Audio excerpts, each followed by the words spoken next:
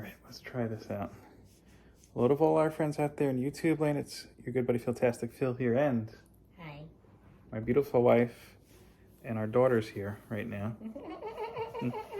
Welcome back to the channel. So we just finished watching The Marvels on Disney Plus. So as we've been doing lately, we're gonna this is our first reaction review, I guess you could say. No, it's not. Blue Beetle. No, first reaction, like right after you watch. Oh, I thought you meant like ever. Okay. No. We've done this for Blue Beetle, as my wife was just saying. We've done this for Loki. Yep. We done it for anything else? I don't think so. No, and this is your first Marvel movie. Kind of, sort of. All right, so honey, what are your thoughts? You mean overall? Okay, so we'll start basic. Did you enjoy the movie?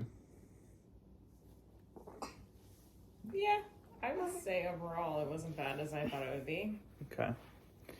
Yeah, I was kind of surprised. Yeah, I was really looking forward to this.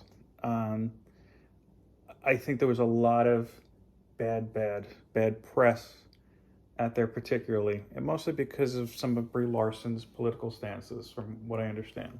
Right. But I'll say this: while this certainly wasn't the worst Marvel film, Yeah. I don't believe it does. I don't think it deserved to bomb, quote unquote. It certainly was far from the best. I wouldn't say it was terrible though. No, I wouldn't say that at all. I think there's a couple issues with the film. I should say this before we continue. Before you continue with this video, we are going to have spoilers for not just the Marvels, but for other Marvel films and television shows. So beware from this point on. First and foremost, I think that I just have the general impression that they had a whiteboard when they were discussing, okay, how do we put all three of these characters into a movie? And they had specific parts that they put on this whiteboard, but they didn't necessarily figure out how to connect them well. The first half of the film was not well done. Yeah. I think the second half, except for two things, were really good. Was really good. Like, it almost redeemed it from being a terrible movie. Yeah, I see that. You can't be on camera, so you have to keep turning this way. I think the biggest issue I had was I felt like this movie was inaccessible if you haven't, like, you needed to see Captain Marvel, you needed to see WandaVision, you needed to see the Ms. Marvel series, you needed to see some Avengers movies, even for as far as Nick Fury goes, to understand who these characters are. Yeah. Because they just kind of threw you right into it. Even the enemy itself, the villain, Devar, sorry for the angle. Again, I'm shielding my daughter here, who may have thrown up all over me in the middle of the movie. And now she's farting. This is her review. You're a harsh critic, little girl.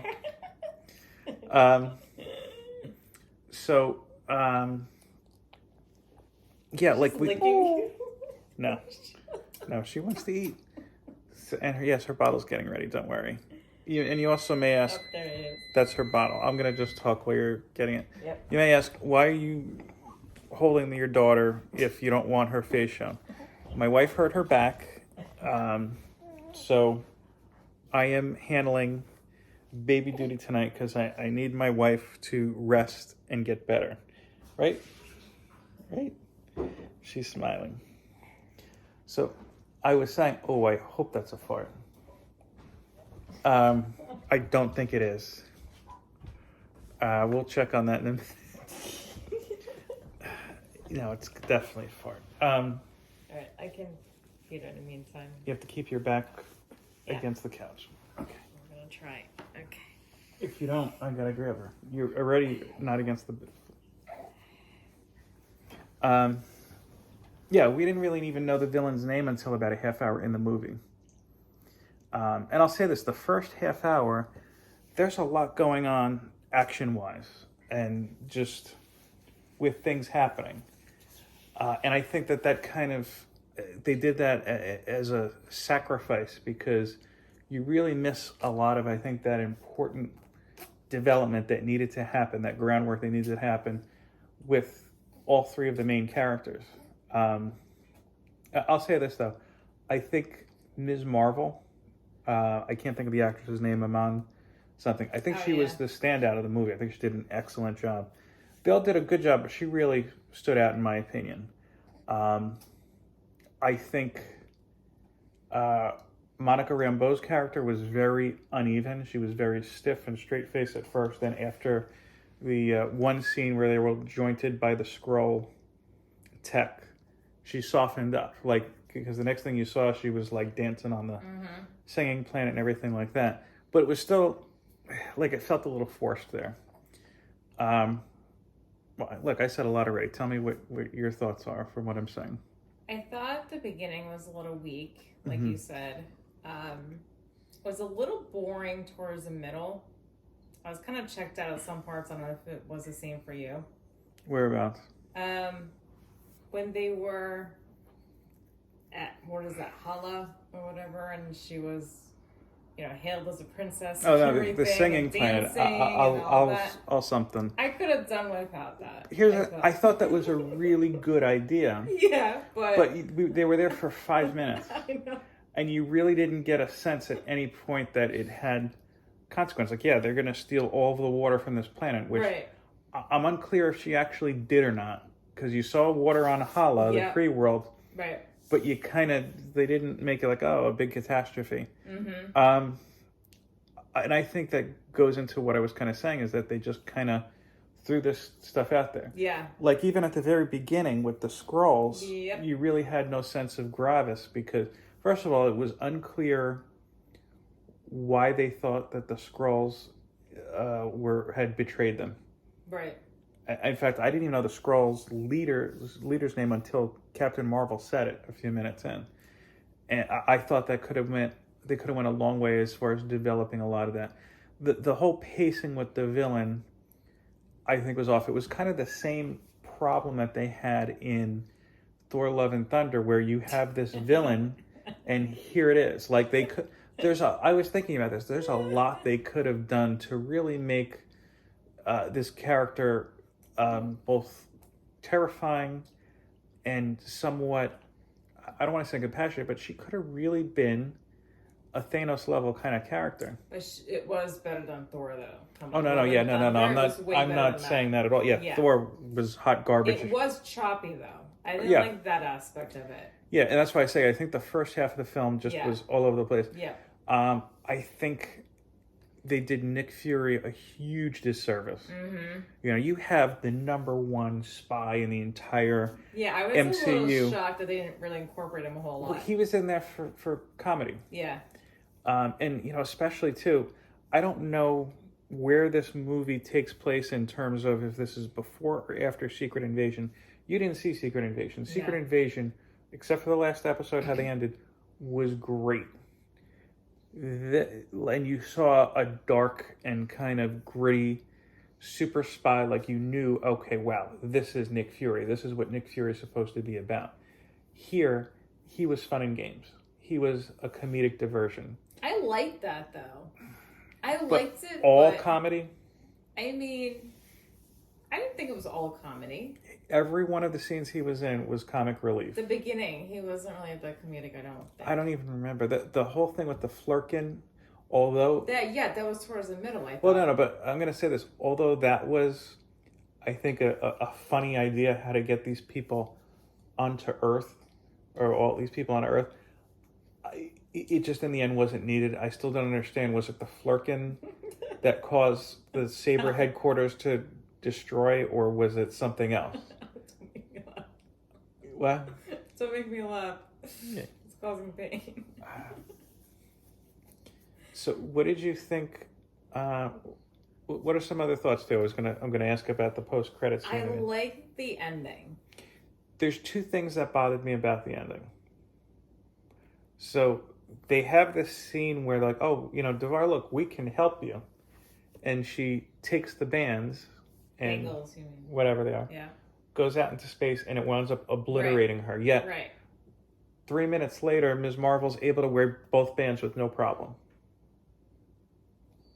Like, okay, you have here, she's a Kree accuser. But wait a Remember, minute, like Ronan in Guardians?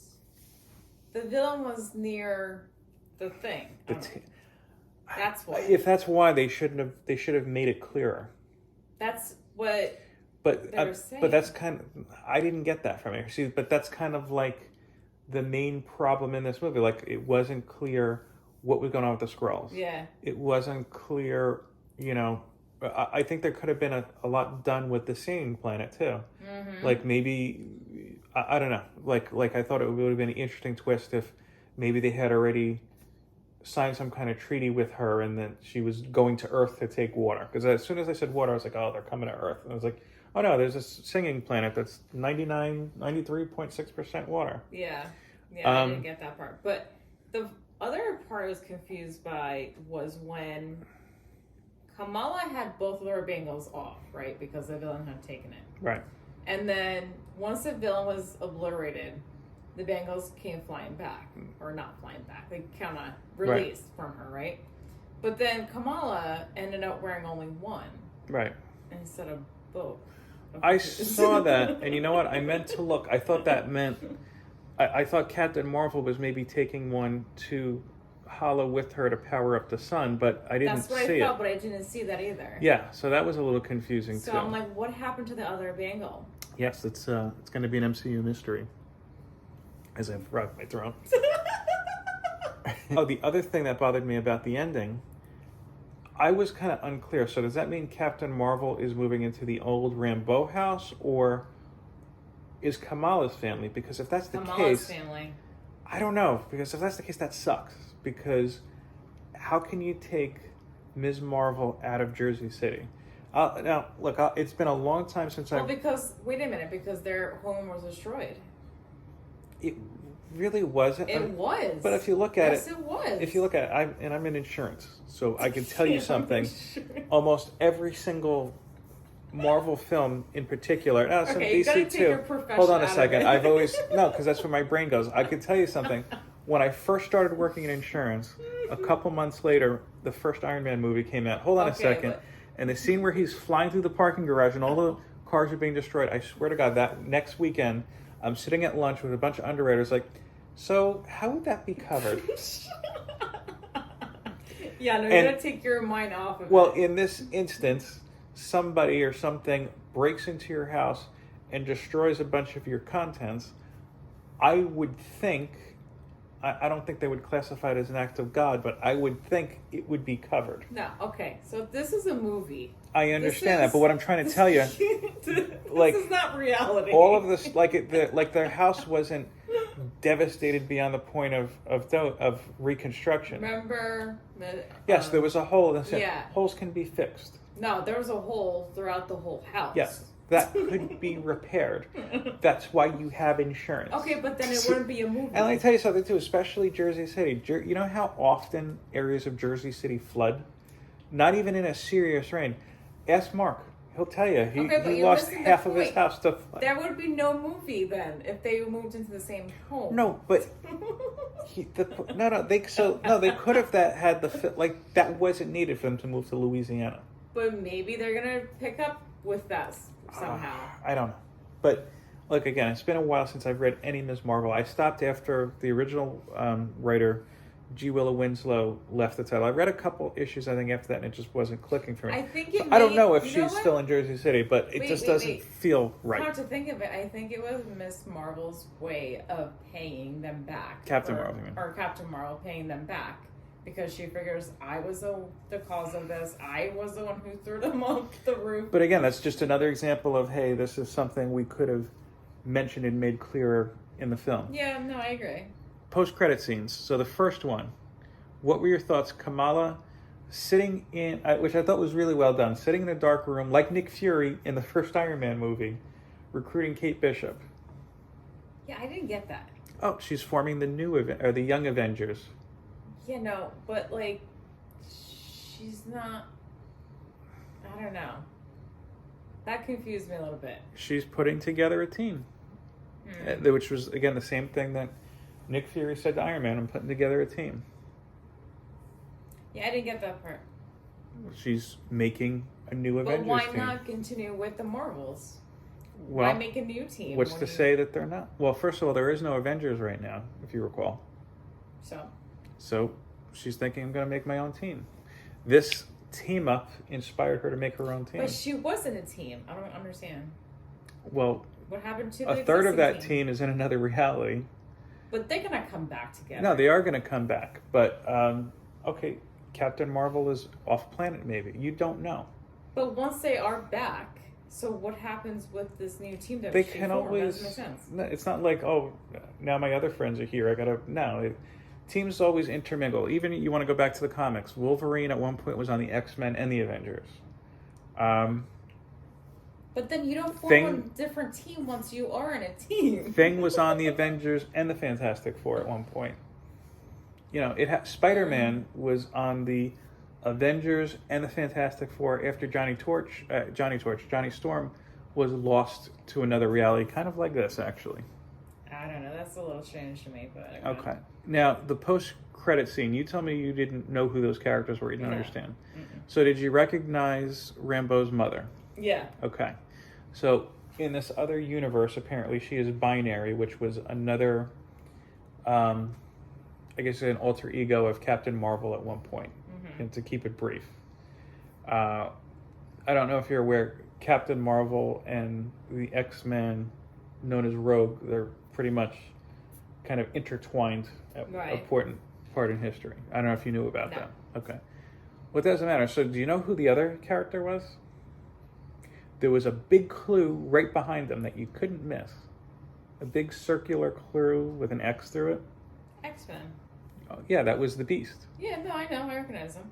You told me, you just said you didn't know who it was. No, I thought you were discussing her, the mother. Yeah, so whatever reality that she bled into is the one that the X-Men are in, and that was the voice of But I didn't understand how the Kelsey Grammer. mom dressed up in an outfit. Well, that was related to the X-Men. That was her binary uniform. Binary was in a couple issues of Uncanny at one point. I don't remember the exact storyline. X-Men? Yes.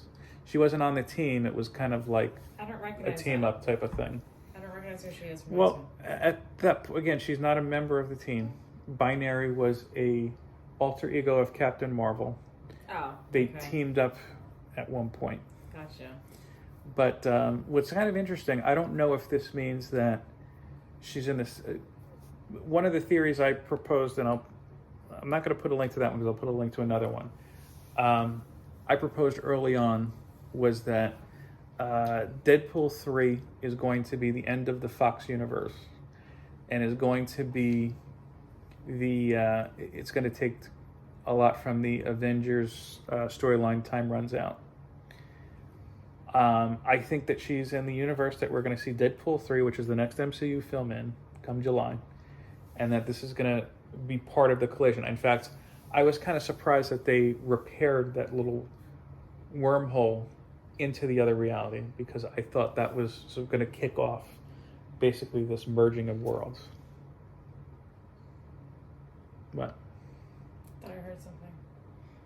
So what were your... So, I mean, overall, you enjoyed the film more so than you thought. Yeah. So, to rank it above other movies that we've seen this year, you liked it better than Thor. I think everybody liked it better than Thor. Yeah. By the way, cameo that I totally forgot about early on. What were your thoughts on Valkyrie popping up? Wait. Who was that? Valkyrie, from the Thor films, she's taking in the Skrulls. The Skrulls' homeworld was destroyed. Yeah, Marvels were. So Captain Marvel said, hey, I talked to a friend, and she's going to help out. And Valkyrie popped up and said, okay, yeah, you guys are going to come with me. Oh, yeah. Yeah. I thought that was pretty interesting. Yeah, see, I felt like it was just there. I thought it was pretty interesting. I don't know. You know what, the one thing I thought it would be interesting, because they couldn't do this now because they said it's another reality. Throughout the whole WandaVision show, they teased, hey, we're talking to a specialist. I forgot what the exact term was, some sort of super scientist, blah, blah, blah, blah. And everybody at one point thought, oh, they're talking about Reed Richards, and then it wasn't. I figured that by including Hank McCoy, the Beast, he was going to be this doctor that was in touch with him in WandaVision, but no, he's in another reality. Beast from the X-Men is very smart. Yeah. Played by Kelsey Grammer, Dr. Fraser Crane from Cheers, which you've never watched. No. Or Frasier, which you've also never watched. Okay. Do you know Kelsey Grammer? No. Okay. How does this stack up, let's say, well, you tell me. I mean, look, this year we saw Thor Love and Thunder, Blue Beetle, Guardians, Ant-Man Quantumania. How does that stack against those movies? I mean, that's a pretty, different varieties of movies that you're... Just as far as how you like them. I mean, again, they're different topics and different... But how did you like this compared to those films, is what I'm saying. I mean, it's a broad spectrum of movies that you're giving. Okay, so you liked it better than Thor. Did you like it better than Ant-Man? Yeah. Okay. Did you like it better than Blue Beetle? Yes. Did you like it better than Guardians? See, Guardians was a different movie in my mind. But did you like it better? Guardians you didn't like, which was a little shocking. I didn't, but this was a whole different, genre. If you had two movies to watch, are you going to watch Guardians or are you going to watch this? Probably Marvels. Okay, so you call Marvels ahead of Guardians. Yeah. Yeah. I mean, I'd say of the ones that we presented, I certainly liked it better than Blue Beetle. I certainly liked it better than the hot garbage in July that was Thor Love and Thunder. I thought that was your favorite movie. I liked it a little bit better than Ant-Man. Ant-Man was a little all over the place too, but Ant-Man had different issues. Yeah. I think I would watch Guardians over this though. Really? Yeah. How did you like this compared to, I mean, I could say this. If you've watched both Loki and Secret Invasion were well done. Secret Invasion, again, the ending was a little I don't think it's got the same kind of punch of those two shows. I think it certainly detracts from Nick Fury. But I thought, like I said, it wasn't the best, but it certainly was not the worst. Here's the big question that has been on my mind. And some people are not going to like this. Do you think this film is quote unquote woke? I don't think so. I don't think so either. No. I think a lot of people did not give it a fair shot. I heard a lot of people, even on YouTube, like, oh, this movie's terrible. And they didn't even say it. And they were predicting its downfall before the movie opened. They said, go woke, go broke. So I'm going to ask you guys, what is woke about three women on the TV screen? I mean, if you're one of these people who said this, especially, I want to hear from you. It's not, I didn't feel like it was clobbered by political correctness at one point. There was a little light spackling of some environmental stuff in there. I'll say that, with fracking and whatnot.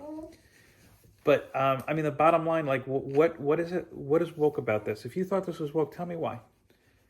Is it woke to have three women on the screen at once? And at that point, what is it that what are you really looking for, in your entertainment?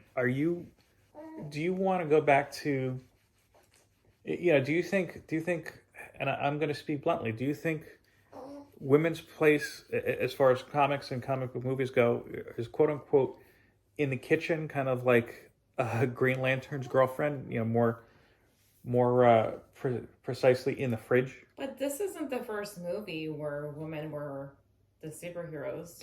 Yeah, I mean, I understand that. Wonder Woman was another one where, you didn't hear all this thing. But Marvel's comes out, and again, a lot of people said, well, it's Brie Larson's political stance. Guess what? I mean, 90% of Hollywood is extremely liberal. And I'll be honest with you, there's some comedians, or some actors and some comedians I don't care for because of that. But I just won't go see it. Like, it's possible not to like something and at the same time not be offended by it. And look, it's on both sides of the rainbow, whatever you want to say it. But I mean, I'm of the opinion is if you're somebody who's when you hear somebody say "go woke, go broke," or "this is woke," it's because in reality their argument holds no water. So by saying these words, it's like, well, see, I have everybody who believes what I believe behind me. You know what I'm saying? It's like giving gravitas to your words. But look, here's the thing: Marvel's, it's an okay film, not the best, not the worst. If you don't like it, fine, you don't have to watch it. There's a million other movies out there. Disney Plus alone has a lot of other choices, and if not, I'm sure you have 12 other streaming services. If you like it, great. At the end of the day, just turn off the news and, have a drink with your neighbor. That's all I'm going to say for tonight. Road to 1K challenge, hashtag Marvels. I'll keep it simple. Comment hashtag Marvels, you get an entry. Any last words? Any parting words I should say? Ooh, we went grim. It's late. I was thrown up on earlier. I had to change. I'm commando right now, so it's, I'm like this so that we don't have a Basic Instinct moment going on here. Any parting words, honey? I thought it was actually a decent movie overall. I was surprised, to be honest with you. I wasn't expecting to like it. Right. Anything else? I thought the ending was, for one, unexpected. Like the way it was going to happen, I never really knew it was going to happen. Not the post-credits, the ending. Right, the ending. So I like that aspect. Anything else you want to say? Thank you for watching. Peace, love, and comics. Later.